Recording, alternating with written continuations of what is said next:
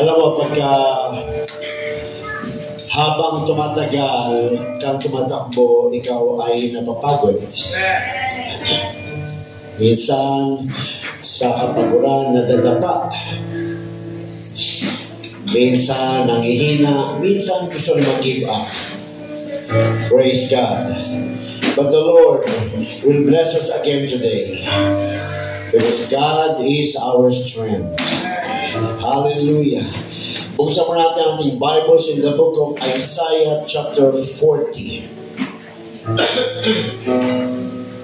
Isaiah chapter 40 verses 28 hanggang 31. Hallelujah.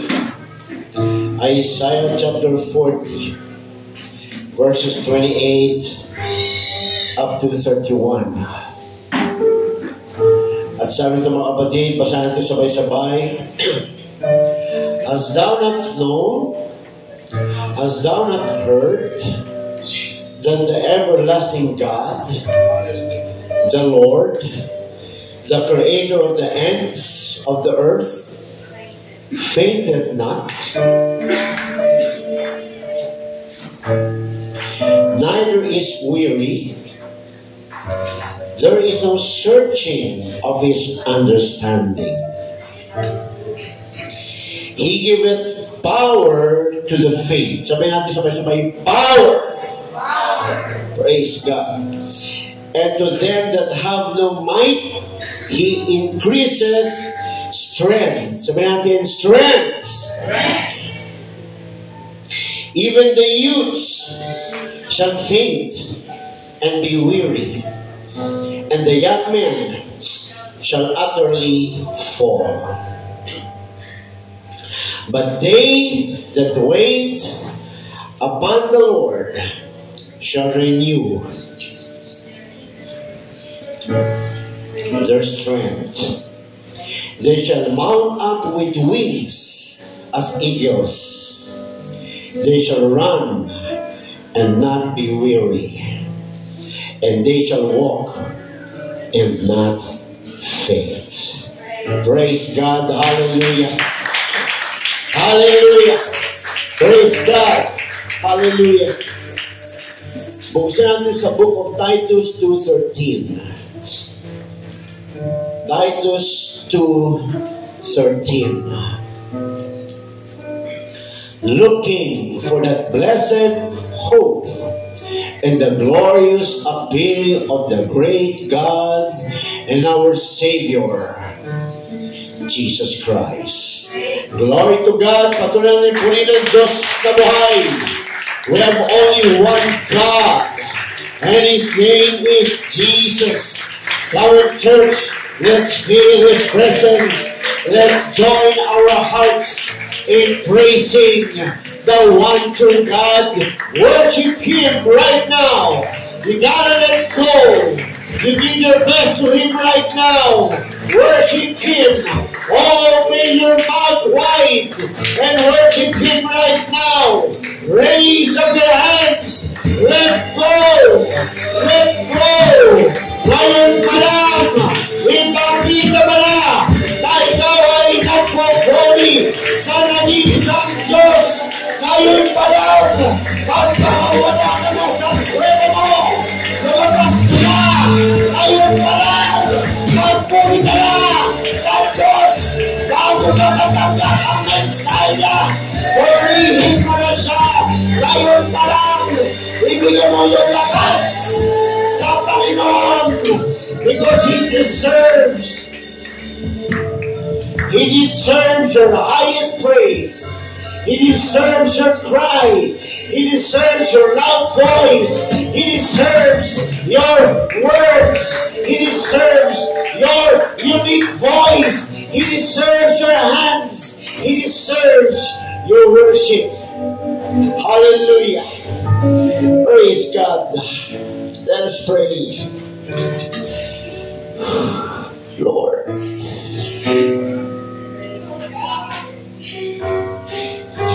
some are tired already, Lord. Some are already weak. Some are cold. Some are strong. But Lord, thou knowest.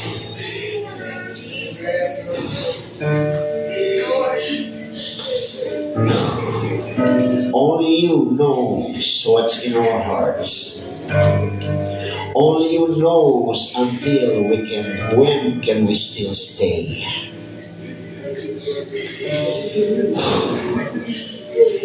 Kapagod, Lord.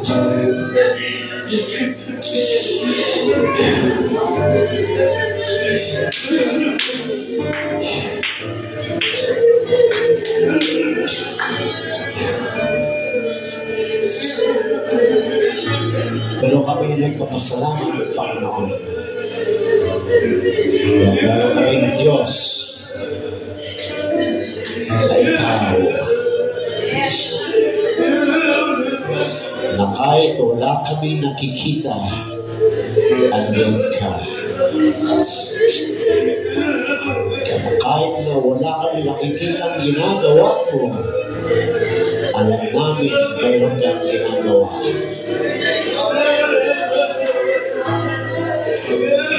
Sa'yo lang kami umaasa, Panginoon. Kung wala ka, matagal na kami nawala. So Lord, we pray. Preach to us today. Speak to us today. Make us understand your message, oh God. Lead your preacher. It's nothing. It's no one. It is you who we need today. We are blessed to have you, God. We are blessed that thou have chosen us, called us. Bless us, O Lord, even in the virtual, in the face-to-face, in the live. Bless all our places. We pray, O God, hipuin niyo muli kami ngayong araw.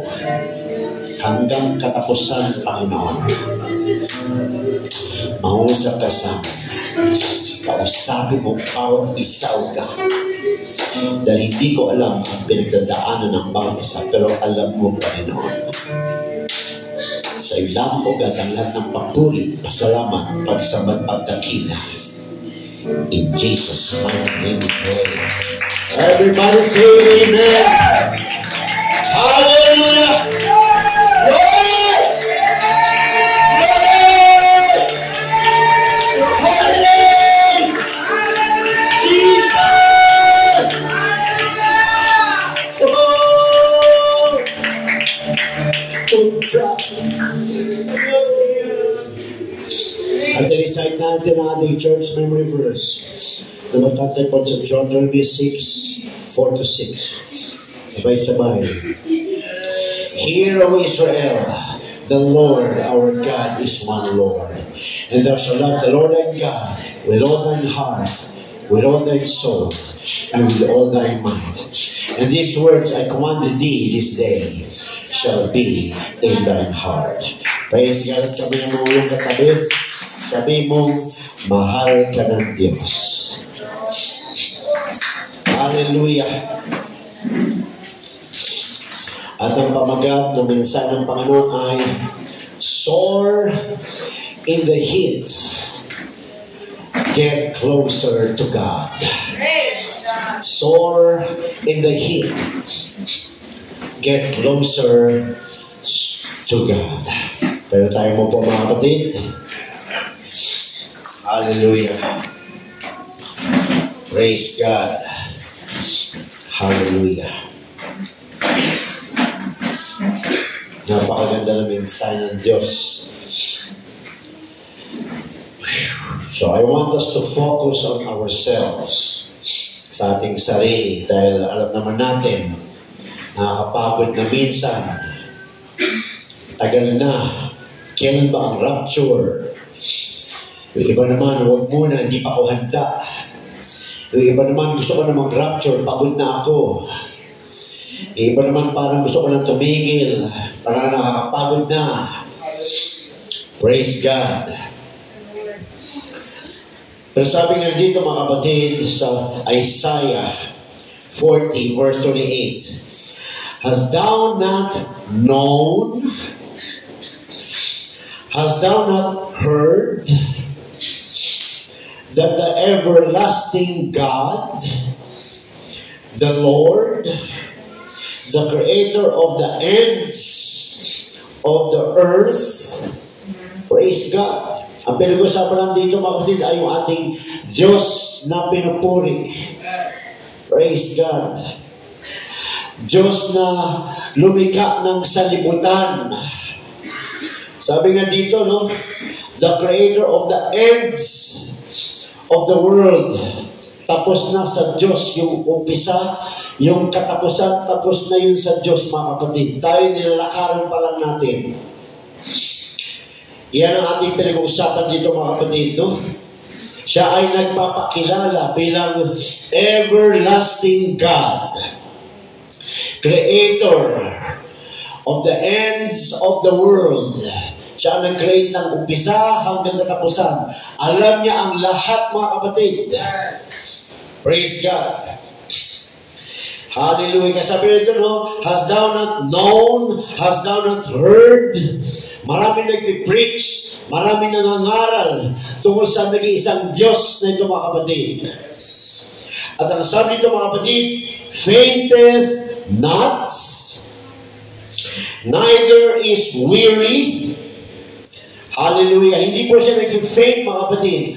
Ang ating Diyos na tinatawag, ang ating Diyos na patuloy na nagpupuspos sa atin, ang ating Diyos na laging kinakausap, pinapanalanginan, nilalapitan, niluluhuran. Ang sabi nito, no? He faints not. Praise God. At ano pa? Neither is weary. This is a good news. Good news na ito mga kapatid. Ano ba ang ibig sabihin ng faint? Sudden loss of consciousness. Nahihimatay o na out of focus o nawawala sa sarili o nangihina. Hindi ganoon ang ating Diyos. Our God is always in control. He changed not. Our God is conscious. Our God is never lost. He's always present. He's always there. Hindi siya nawawala. Hallelujah. Sudden loss of consciousness. Nagda-drop. Kung baga sa tao, nagda-drop yung blood. Hallelujah. Yung oxygen. Kaya nawawala ng malay. Kaya nahuhulog. Dahil ang pag nangyari sa tao yan mga kapatid, yung pag-faint is because of those reasons. Yung blood mo, hihina, heartbeat mo, hihina, oxygen mo, hihina. So, walang matatanggap yung brain mo, mawawala sa sarili, you will be out of control, and then you will fall, etc., and then you will hurt yourself. But the good news is, we are talking about the God that we call. He fainted not. Hindi nangyayari sa Kanya. Hallelujah. Hallelujah. At sa dito mga kapatid, neither is weary. Hindi rin siya napapagod. Pag sinabing weary, exhausted, katulad ng nararamdaman natin ngayon, minsan, ilan sa atin exhausted na, galing sa trabaho, nagkakasakit dahil sobrang pagod na. Occupied na sobra, exhausted na, pagdating sa bahay, halos hindi na makapanalangin. Minsan tuloy-diretso na lang, hindi na nakabihis, bumagsak na sa kama, nakatulog na ng diretso. Dahil exhausted na. Ano pa? Emotionally distressed. Pag may mga pagsubok tayo, Emotionally tayo, distress, bagsak. Wala sa mood, wala sa gana. Kaya minsan, wala ka na rin ganang kumain dahil emotionally distress ka. Di ka na rin makapagpanalangin na malakas, mahina na lang, katulad ni Hannah. Emotionally distress. Di magkaanak. Praise God. Ano pa?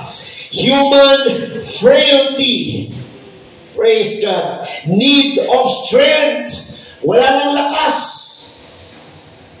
Yan ang ibig sabihin ng weary. Wala ka ng lakas. Wala na. Hallelujah. Need of strength. Spiritually depleted. Ibig sabihin, burned. Ubos. Naranasan na ba natin yun? Yung ubos ka na, pagod ka na. Parang sumagad ka na. Hallelujah. Yung burn ka na. Minsan no, pag nasa office ka, at sagad ka na, pagod ka na. Minsan pag inutusan ka pa ng boss mo, umiinit na ulo mo. Kasi halos malapit na uwian, pagod ka na, burn ka na, sagad ka na. Tapos utusan ka pa rin. Pumunta ka nga doon. Parang tingin sa'yo, hindi na tao. Makina na. Yan, mapapailing ka na lang. Praise God. Pero sunod ka pa rin. Boss Kunti wala sahod. Di ba? Naranasan ko yan. Yung sagad na sagad na ako. Pagod na. Bibigyan ka ng babagsakan ka ng Red Bull sa mesa. Bang!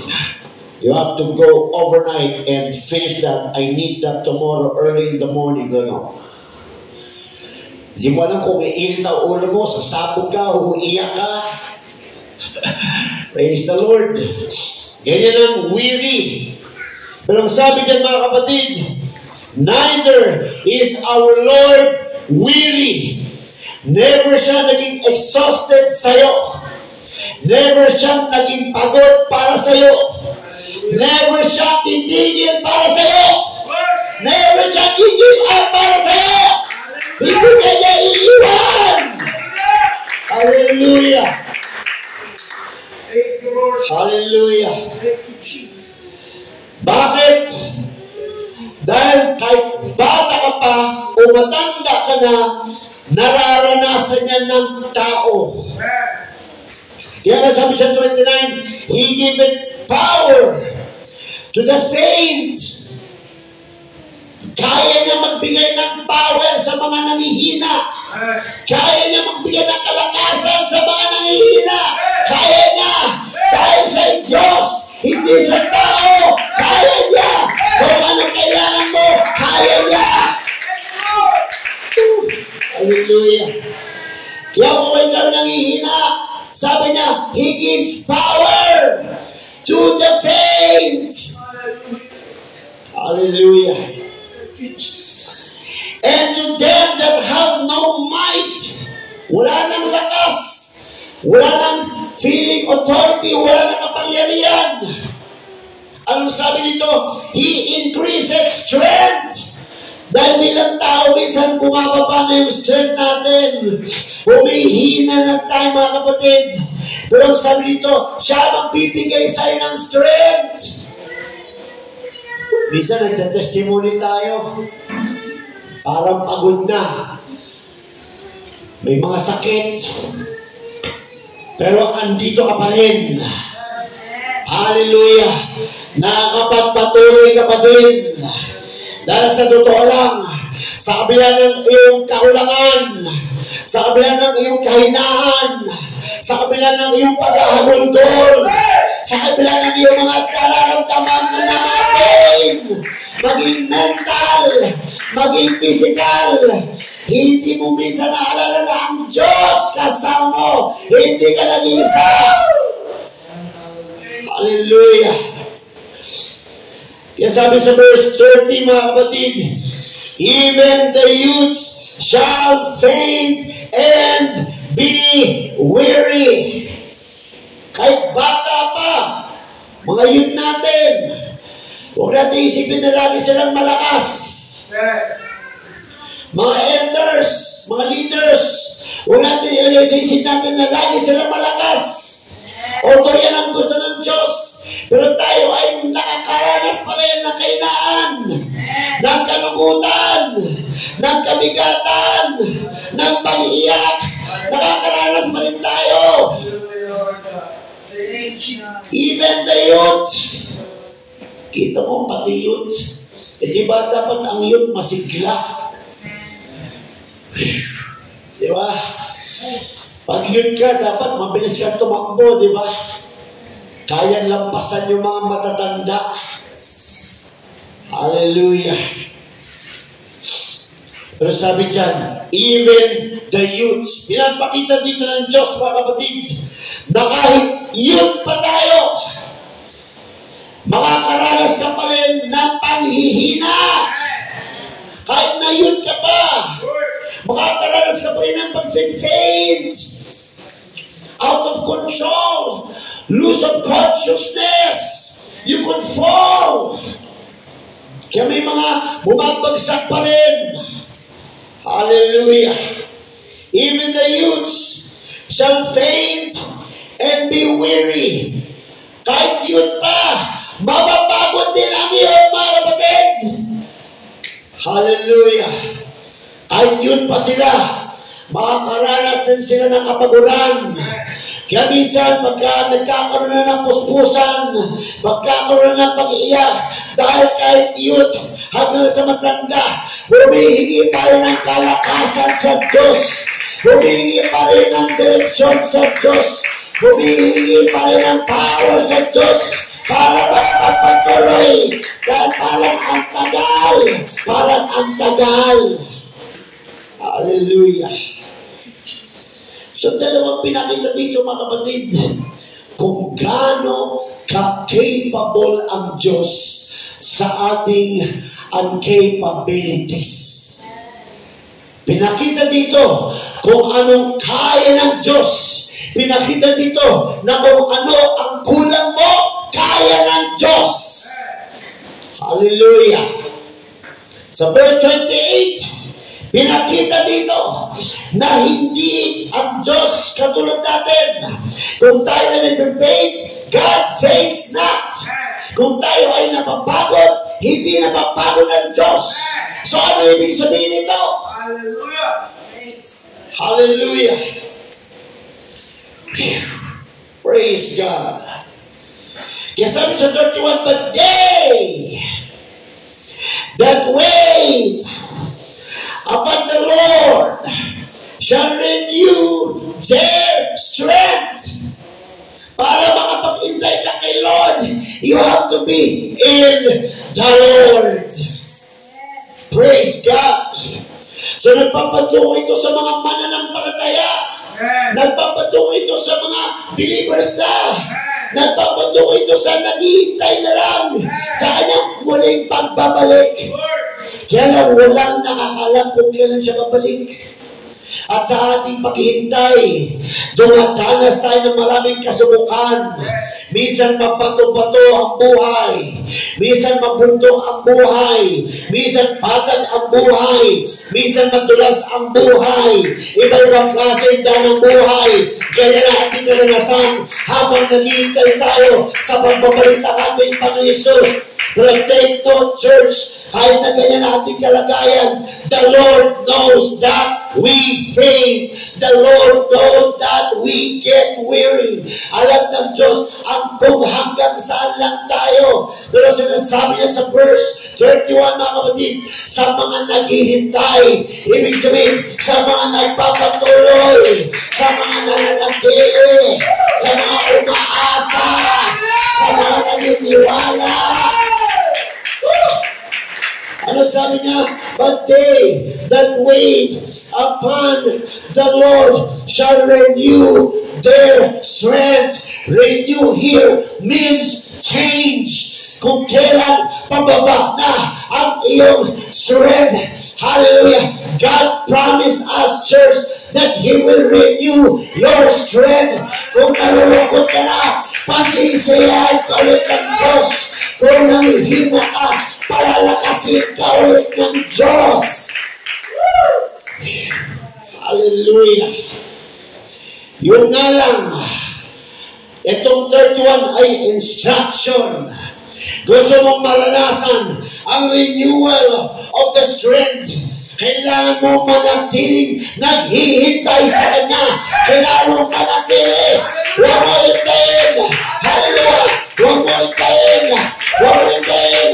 Kung kailan ang malaga, araw-araw, nagpapatuloy ka. Dahil araw-araw, i-renew ng Diyos ang iyong kapangyarihan, ang iyong strength. Siya bahala sa iyo.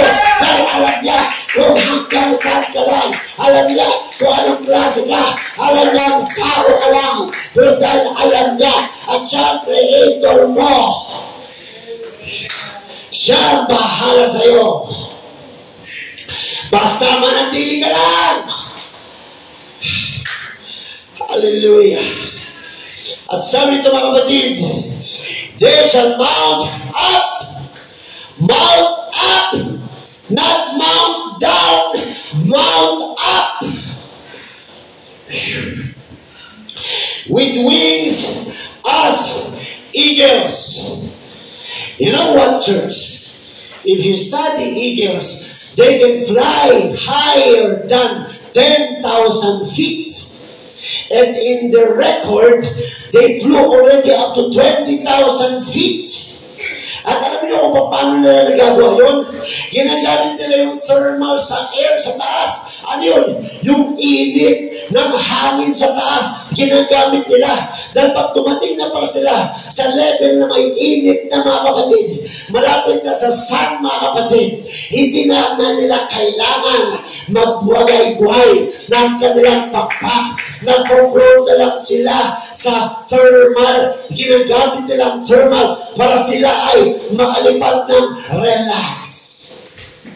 Yeah. Ang aeroplano, inalam ko kung bakit kailangan umabot ng 30,000 to 40,000 feet. Nalaman ko, kailangan pala talaga ng aeroplano mag-take off ng mataas. At ang pinaka-dangerous pala sa aeroplano ay yung taking off at landing, hindi yung paglipad sa taas. Dahil ang aeroplano pala, pag umabot na sa more than 30,000 feet, yung gravity na ang humahawak sa aeroplano. Kahit patayin nila ang makina, mag-float lang sila sa ere. Dahil nag-aago na ang gravity. Hallelujah! Kaya, pag nasa taas ng aeroplano, ano sinasabi sa aeroplano? Pwede mo nang tanggalin ang iyong seatbelt. Pwede mo nang i-on ang iyong mobile. Nag-on na ang mga ilaw. Bakit? Dahil sa pag-take off pala mga kapatid, kailangan ng full strength para makaakyat yung mabigat na plano sa maliit ng makina. Kailangan niyang umakyat doon sa may gravity na kung saan gumagaan na lang siya. Kaya pag gumagaan na lang siya, doon na sila dumidiretso ng lipad. Stable na sila doon at paggaan na lang yung aeroplano. Kahit maliit lang yung 4 na makina, sa laki ng binubuhat, kaya na siyang buhatin because of the gravity.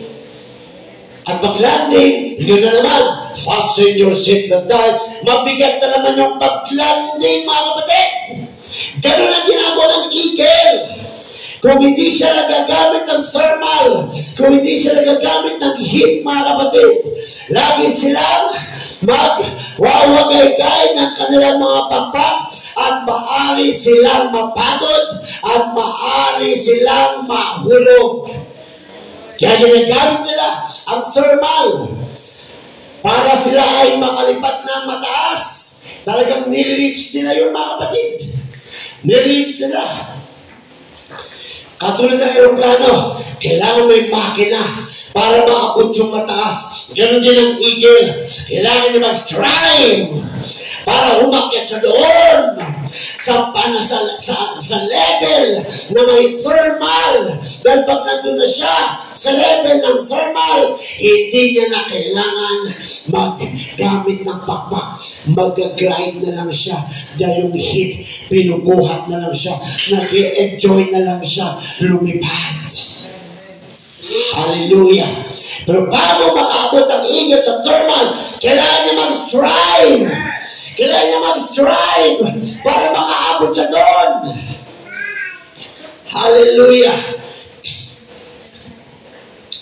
So, anong correction ito sa atin? Kaya, soar in the heat. You get closer to God. So, ano yung heat sa ating buhay bilang Kristiyano? Hindi pala sa negative. Yung mga pagsubok, huwag mong iwasan. Kung paano umakit ang eagle para makaranas ng thermal, para makalipad. Hallelujah. Na hindi nang gumagano ng kanilang mga pakpak. Para sila makakit doon, sinasalubong nila yung hangin. Sinasalubong nila ang hangin para makapunta sa level na yon. Kaya doon sa pagpunta sa level, meron trial doon. May sacrifice doon. May striving doon. Andito ang desire. Andito ang striving.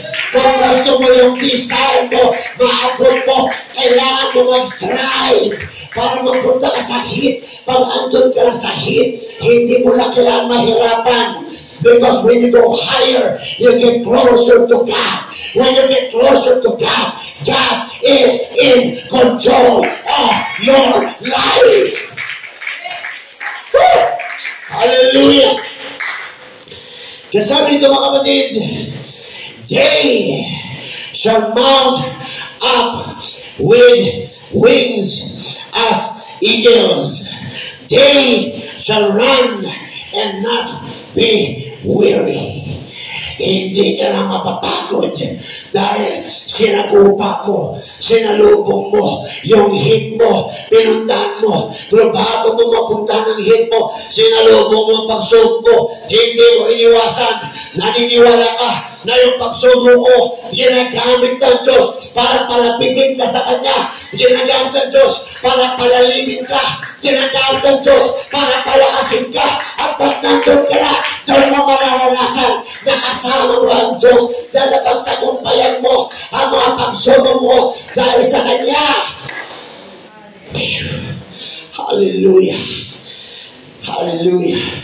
Kaya yun ang sinabi sa 28. Ano sabi sa 28? Has thou not known? Importante sa Christian na malaman niya, maalala niya na ang Diyos niya ay hindi napapagod, na ang Diyos niya ay hindi nawawala. Kung alam mo na hindi nawawala ang Diyos mo at hindi napapagod ang Diyos mo at alam mo na nawawala ka at napapagod ka, kailangan mong gumawa, kailangan mong umakyat, kailangan mong umabante, kailangan mong mag-strive dahil andon ang Diyos sa pagsubok, sa pagsalubong. Dahil kung walang pagsubok, hindi mo mararanasan ang kapangyarihan ng Diyos sa buhay mo. Pero pag nilagupa mo, pag umabante ka, pag nag-strive ka, doon mo mararanasan ang kapangyarihan ng Diyos sa buhay mo. Then you can fly. You can fly without using your wings because God is your wing. God is your level. The Spirit of the Lord is your strength.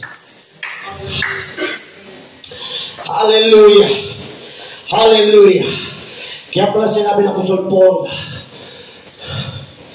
sa Philippians 4:19, hallelujah, I can do all things through Christ that strengtheneth me. Kasi kung sosoluhin niya, hindi niya kakayanin. Pero dahil kasama niya ang Diyos, dahil kasama niya ang Diyos, Kahit nalulubog na sa dagat, iniisip pa rin niya ang iglesia ng Diyos. Kasama niya ang Diyos. Kaya nakakapagpatuloy siya. Dahil kasama niya ang Diyos. Kaya sinabi niya, I can do all things. Hindi na putol doon. I can do all things through Christ that strengtheneth me. So saan bumabagsak to? Power. Kailangan natin ng power. Saan nagagaling ang power? Sabi kanina, He gives power to the faint. Hallelujah. He increases strength to the weary. Hallelujah. Ano sabi sa power, mga kapatid? Holy Ghost power, mga kapatid. Ibig sabihin, dapat lagi tayo magpapuspos sa banal na spirito. Kung wala kang banal na spirito, kailangan mo i-desire ang banal na spirito para makalipad ka ng mataas, para kayanin mo sumalubong sa mga pagsubok, para maranasan mo ang kapangyarihan ng Diyos. Hallelujah. Ano sinabi, mga kapatid, sa 2 Corinthians chapter 9, 8 to 10. Kaya nagtagumpay ang mga apostles, not because they are strong, but because God is strong. Sabi dyan, hallelujah, and God, hallelujah, is able to make all grace abound toward you. Yung kulang mo, kaya ng Diyos i-provide, kaya pa ng Diyos lampasan ang kailangan mo. That He always having all sufficiency in all things. Para anuman ang kailangan mo sa lahat ng bagay, kaya niyang i-provide. Hallelujah. May abound to every good work. Glory to God. Hallelujah. Hallelujah. Kaya sabi dyan, mga kapatid, tuloy natin sa next verses. Hallelujah. As it is written, He had dispersed abroad. He had given to the poor. His righteousness remaineth forever. Hindi siya nagbabago. Hallelujah. Kahit kami pabagsakin, sabi ng mga apostles, napapabagsak kami, pero naitatayo kami. Kahit kami ay napapagod, nakakatanggap kami ng kalakasan. Because of God. Hallelujah. Kaya sabi ito, mga kapatid, glory to God. Ano ang nararamdaman mo ngayon habang naghihintay ka sa Diyos? Ang Diyos mismo nagsabi, anak, ang design ko sa iyo, nangihina ka. Praise God. Anak, ang design ko sa iyo, napapagod ka rin. Yan ang sinabi sa atin ng Diyos ngayong araw, mga kapatid.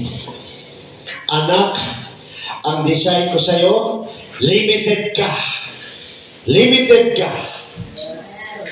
Pero sinabi niya ng Diyos, pero anak, kilalanin mo ako dahil hindi ako nangihina. Hindi ako nawawala. Hindi ako nangihina, anak. Kung nangihina ka, ako hindi. Kung napapagod ka, ako hindi. Ibig sabihin, mga kapatid, hallelujah, mag-antay tayo sa kanyang pagbabalik na kasama ang Diyos sa ating buhay. Huwag natin suluhin. Magpatuloy tayo dahil sinasabi niya sa mga naghihintay, sa mga nananatili. Praise God. Bibigyan niya ng kalakasan. Pagod ka na ba? Humingi ka ng kalakasan ngayon. Bibigyan ka niya. Nalilito ka na ba? lumapit ka sa Kanya, lilinawin niya sa'yo. Gusto mo na ba tumigil? Sabihin mo sa Kanya, palalakasin ka niya, encourage ka niya, i-comfort ka niya, paliliparin ka niya, na hindi mo kailangan magpagod dahil siya ang magbubuhat sa'yo. Hallelujah. Hallelujah. Praise God. Basa natin sa 2 Corinthians 9:10. Ano sinabi sa 2 Corinthians 9:10? Look at this. Hallelujah. Now he that ministereth seed to the sower both minister bread for your food, and multiply your seed sown, and increase the fruits of your righteousness. Siya ang bahala mag-increase ng lahat, mga kapatid. Siya ang bahala sa iyo. Hindi ka dapat mag-alala kung magpapagamit ka. Hallelujah, kung saan ka niya gagamitin, siya din ang mag-i-increase sa kanila. Wala kang gagawin. Lilipat ka lang. Lilipat ka lang sa kanyang kapangyarihan. Siya ang magpo-provide. Siya din ang tumutulong sa iyo mga magpatuloy ka. Siya din ang tumutulong sa iyo magbigay ka ng kalakasan. Hallelujah. Ito siguro mensahe ng Panginoon. Ay hindi siguro. Ito talaga mensahe ng Panginoon ngayon. Dahil maaaring nararamdaman niya na ang iglesia ay napapagod na.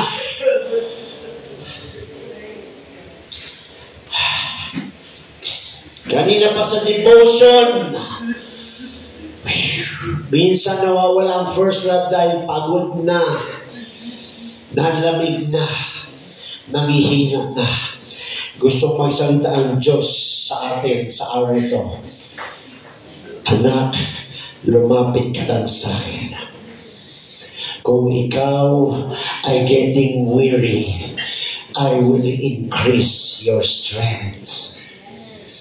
If you are fainting already, I will give you power not to faint. And that's the good news, church. You already have that power in your body. You already have received the Holy Ghost. Acts 1:8, you already have received power since you receive the Comforter, since you receive the Holy Ghost. It's already in you. You just need to report to Him right now. You just need to come to Him right now. You just need to talk to Him right now. You just need to kneel to Him right now. You just need to pray to Him right now. You just need to run to Him right now. Hallelujah. Ang sabi niya sa 31, mga kapatid, they shall mount up with wings as eagles. They shall run. They shall run. That's the good news, church, because you are still here waiting in the Lord. You can still run. You can still run. You can still run because God is with you. God is with us. This church is still can run. You can rise up right now. You can run if you like. You can kneel down if you like. You can remain sitting down if you like. You can stand up. You can kneel down. You can run. At ang sabi ng mga kapatid, and they shall walk. You can still walk. You can still walk. You can still walk forward. You can still run forward because the Lord is with you. And not faint. And not faint. And not faint. Lalagpasan ng Diyos ang kailangan mo bilang tao because of the power of the Holy Ghost. Hallelujah. Hallelujah. Praise God. Hallelujah. Sabi nga ng mga apostol, kami ay pinabagsak, pero kami ay nakatayo pa din. Kami ay pinahirapan, pero kami ay nakapagpatuloy pa din. Kami ay tinakwil, pero kami ay tinanggap pa rin ng Panginoon Hesus. Kami ay nagdusa, Pero kami ay pinagpapala pa rin ng Diyos, mga kapatid. Hallelujah! Dahil ang katotohanan, ang banal na Espiritu ng Diyos, ang power ng Diyos, ang siyang kumikilos sa ating mga katawan. Assess your mind and assess your actions. Yung mind mo, pagod na, nagsasalita na, ayoko na. Pero assess your actions. You are still here, church, serving the Lord. Assess your actions. You are still, hallelujah, playing your instrument. You are still shouting. You are still praising. You are still worshiping. That's because God fades not. That's because God never wearies. We weary, we faint, but we can stand. We can continue because God faints not. God never gets weary. He continues in our earthly vessel.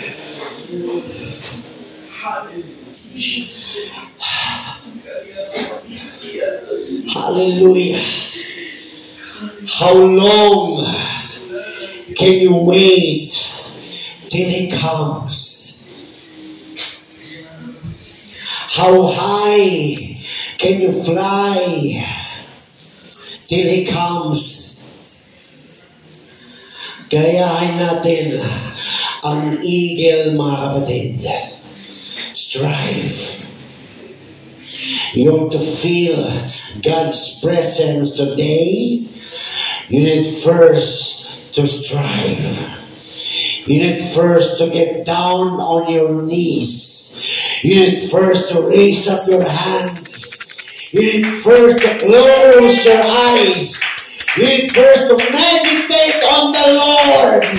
You need first to open your mouth wide. You need first to bring your voice out to be heard. Strive. Strive. Strive. Use the thermal. Ano yung thermal? Yung mainit. Ano yung mga pagsubok, mga kapatid? Gamitin mo yan. Gamitin mo yan. Gamitin mo yan. Huwag ka magpadala. Huwag ka magpadala. Gamitin mo yan. Gamitin mo yan. Nasalaman ka. May kainahan ka. Nag-return ka. Pero ang Diyos mo na naririto ngayon ay hindi nangihina, hindi nag-repent. Nasa'yo na ngayon, nasa'yo na ngayon ang susi. Kung gusto mong kumilos, kailangan mong gumawa. Kailangan mong gumawa. Dahil ito ay, hallelujah, press neatly. Press neatly. Hallelujah. Kinakailangan ito.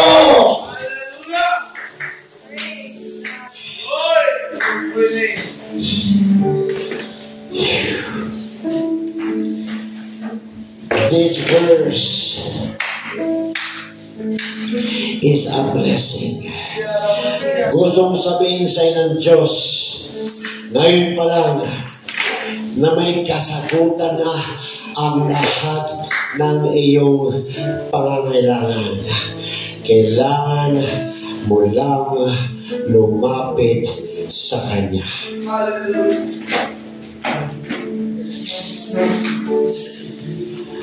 Have you lost your first love?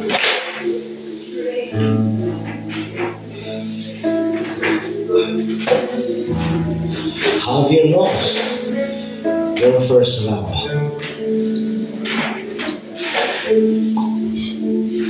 That's the question. But that's not the ending word of God. If you have lost your first love, ang sabi pa noon, go back to the basic. Go back to the basic. What is the basic, church? Hallelujah. Communicate with Him again. Talk to Him again. Pray to Him again. And let Him talk to you again by reading His Word. Fellowship with Him again. You can do it right now, church. Hallelujah. Two things is in action right now. The flesh and the spirit. Which one do you choose right now? Two things are in action right now. The flesh and the spirit. Hallelujah. Kung gusto mong maramdaman ang presensya ng Diyos sa oras na ito, ang sinabi dyan, self-denial, self-denial, self-denial, deny yourself, deny yourself, get up and raise up your hands, get down on your knees and worship Him.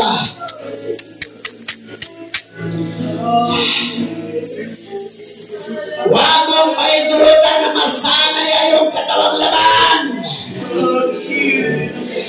Kontento na lang sa ganyan. Hindi mo ba namilis kung gaano ang kapuspos? Kung gaano ang kapuspos noon? Available pa rin today. Because God faints not. God wearies not. Hallelujah! Hallelujah! They that wait upon the Lord shall renew their strength. Kung nanlalamig ka, okay lang yan. Dahil ngayon, itong oras na ito, God wants to renew your strength. You gotta do something. You gotta do something safe. Jesus. Sabi ng Panginoon, open your mouth wide and I will fill it. Kahit walang maglehan sa'yo, pag sinunod mo instruction ng Diyos, open your mouth wide and I will fill it. The Lord is waiting for your open mouth, worshiping Him. He's excited to fill you with His Holy Ghost. Kahit nasa virtual ka pa, kahit nasa Facebook ka pa, kahit nasa live ka pa, God is eager to give you His Holy Spirit right now. You will experience speaking tongues. It is written. It is in the Bible. It is available up to now. Decide Holy Ghost. Kung nakatanggap ka na, hindi saan mo mapuspos ka ulit.